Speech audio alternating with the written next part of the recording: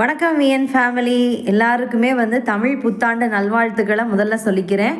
நாளைக்கு தமிழ் புத்தாண்டு இந்த வருடம் வெற்றிகரமாக அமையணும் அப்படின்னா நம்ம வழிபடக்கூடிய நேரமும் முறையும் பற்றி தான் இந்த வீடியோவில் முழுமையாக பார்க்க போகிறோம். அதாவது சித்திரை கனி காணுதல் அப்படின்னு சொல்லுவாங்க. சித்திரை கனி காணுதல் அப்படின்றது என்ன முறையில் நம்ம செய்யணும் அப்படின்னு சொல்லிட்டு நம்ம இந்த வீடியோவில் பார்க்கலாம். ஃபஸ்ட்டு பார்த்திங்கன்னா இந்த வருடம் பார்த்திங்கன்னா விசுவா வசு அப்படின்னு சொல்லுவாங்க. தமிழ் புத்தாண்டு இந்த வருடம் நாளைக்கு ஆரம்பிக்குது.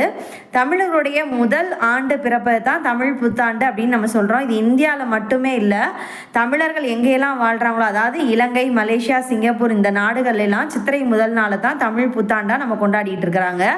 இந்த ஆண்டில் நம்ம எப்படி வழிபடணும், எப்படி வெற்றிகரமாக அமையணும் அப்படின்னா எந்த தெய்வத்தை வழிபடணும் அப்படிங்கிறத நம்ம இந்த வீடியோவில் பார்க்க போகிறோம். தமிழ் புத்தாண்டு அப்படின்றது முதல் நாள் நமக்கு தெரியும். சூரிய பகவான் தன்னுடைய பயணத்தை 12 ராசிகளையும் நிறைவு செஞ்சுட்டு மீண்டும் முதல் ராசியாக இருக்கக்கூடிய மேச ராசியிலிருந்து தன்னுடைய பயணத்தை துவங்கக்கூடிய நாள் தான் தமிழ் புத்தாண்டு அப்படின்னு சொல்லுவாங்க. குரோதி வருடம் நிறைவடைந்து விசுவாவசு வருடம் நாளைக்கு தொடங்கவிருக்குது. இந்த நாளில் நம்ம வழிபாடு அப்படின்றது எப்படி செய்கிறது அப்படின்னா எந்த தெய்வத்தை நம்ம கும்பிடுறது அப்படின்னு பார்த்தீங்கன்னா சூரிய பகவானை நம்ம கும்பிடணும். இந்த இதில் ஏன்னா அந்த ராசியிலேருந்து அவர் மாற போகிறார் இல்லையா, முதல் ராசியிலேருந்து தொடங்க போகிறதுனால நம்ம அவரை தான் முதல்ல வழிபடணும்.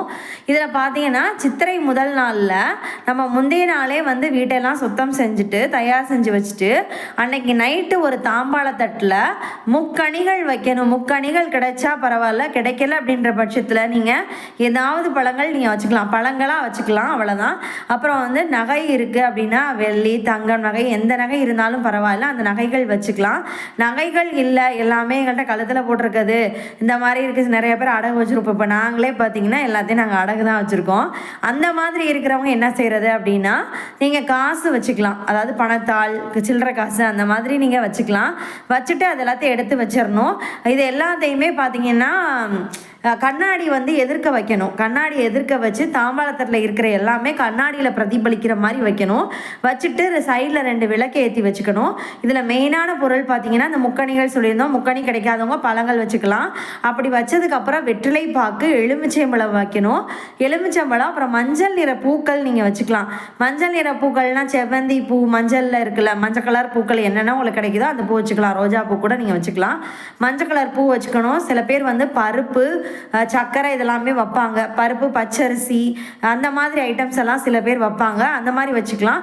மெயினான விஷயங்கள் பார்த்தீங்கன்னா ஏலக்காய், லவங்கம், இது எல்லாமே மகாலட்சுமியை குறிக்கக்கூடிய ஒரு பொருள், உன்னதமான பொருள் நம்ம சொல்லுவோம். அது நீங்கள் வைக்கிறதுனா வச்சுக்கலாம் கிண்ணத்தில். அதாவது லவங்கம், பட்டை, ஏலக்காய் இந்த மாதிரி பொருள்லாம் நீங்கள் வச்சுக்கலாம். வச்சுட்டு பருப்பு எல்லாமே நீங்கள் வைக்கிறதுனா தனியாக ஒரு தாம்பாளத்தட்டில் நீங்கள் வச்சுக்கலாம். இது எல்லாமே செய்ய முடியலங்க, சிம்பிளாக நான் முன்னாடி சொன்னால் அதை மட்டும் வச்சுக்கலாம். வெற்றிலை பாக்கு, எலுமிச்சம்பழம், கனிகள், அவ்வளோதான். இதை மட்டும் நீங்கள் வச்சுக்கலாம்.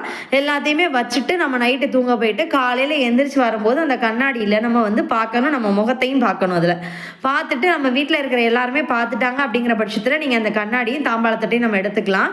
இதுதான் நம்ம வைக்கக்கூடிய பொருட்கள். அடுத்து பார்த்தீங்கன்னா கனி காணுதல் நம்ம சொல்லியாச்சு, அதை நம்ம பார்க்குறோம்ல, அதுதான் கனி காணுதல் அப்படின்னு சொல்லுவாங்க.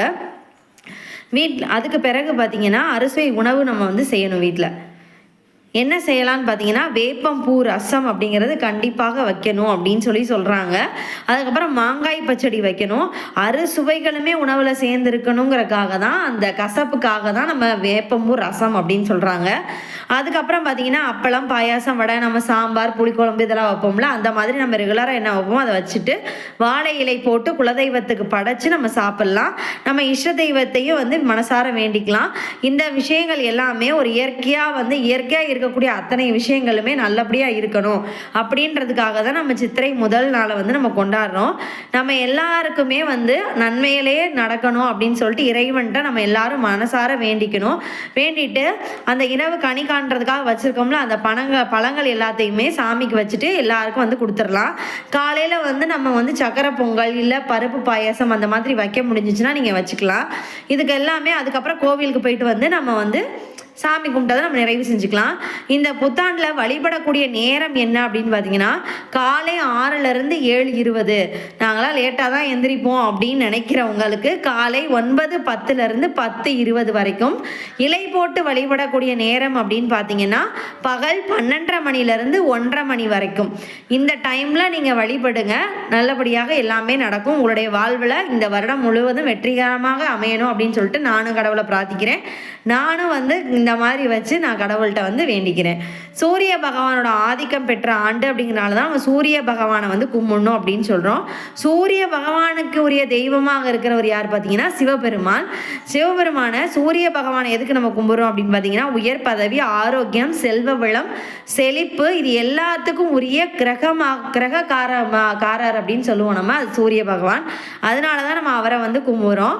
அதுக்கு பிறகு சூரிய வழிபாட்டில் நம்ம தினமும் செஞ்சாலும் சிறப்பு தான். ஆனால் தினமும் காலையில் சூரிய உதயத்தில் சூரிய நமஸ்காரம் செஞ்சுட்டு சிவ வழிபாடில் கலந்துக்கிட்டு நம்ம மந்திரங்கள் சொல்லி வந்தோம் அப்படின்னா இந்த ஆண்டு முழுவதும் சிறப்பான பலன்களை பெற முடியும் அப்படின்னு சொல்கிறாங்க பெரியவங்க. நம்மளும் இந்த வருடத்தில் இது எல்லாத்தையுமே படைச்சு நம்மளால் முடிஞ்சதை படைச்சு கடவுள்கிட்ட எல்லாருக்கும் இந்த ஆண்டு சிறப்பாக அமையணும் அப்படின்னு சொல்லிட்டு நானும் வேண்டிக்கிறேன். நீங்களும் வேண்டிக்கோங்க. இந்த பதிவு உங்களுக்கு பயனுள்ளதாக இருந்தது அப்படின்னா உங்களுடைய ஃப்ரெண்ட்ஸ் அண்ட் ஃபேமிலிஸ்க்கு ஷேர் பண்ணி விடுங்க. நன்றி, வணக்கம்.